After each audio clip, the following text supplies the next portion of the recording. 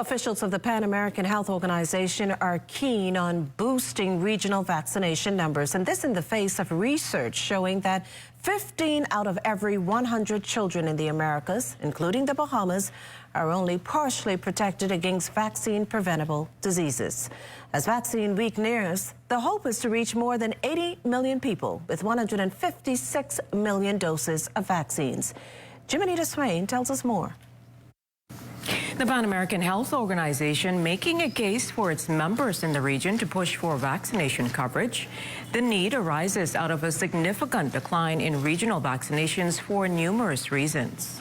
Among them, the false perception that diseases that have been eliminated or controlled do no longer pose a risk to people's health. Vaccination programs as a priority have been reduced, and health services have not adapted their vaccination offerings to current demands in lifestyles in a way that facilitates access to people.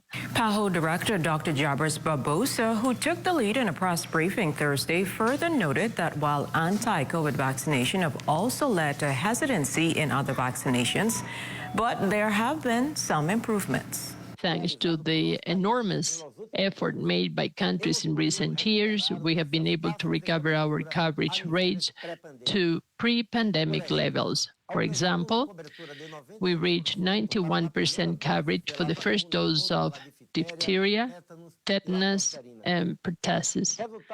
Results like this are encouraging on our road to recovery. The director stresses, though, that despite improvements, this remains. By 2022, 1.2 million children younger than 1 had never received a dose of the vaccine.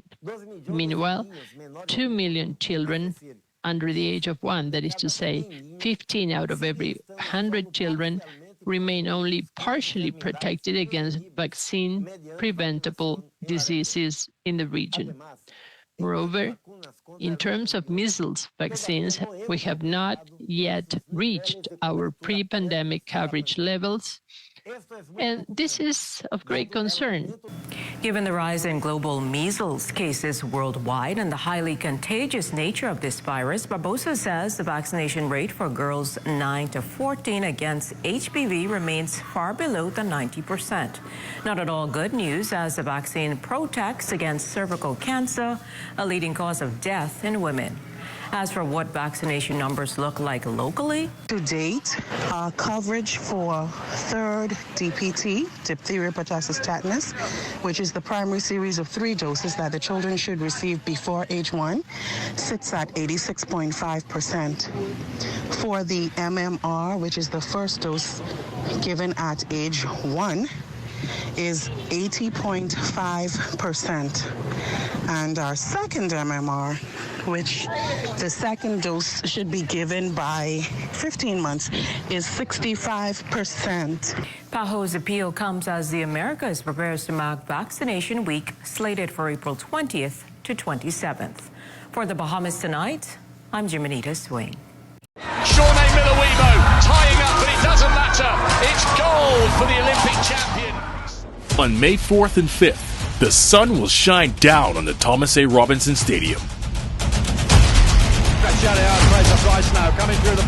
Hundreds of the world's best track athletes from more than 40 countries will compete to qualify for their spot in the Paris Olympics.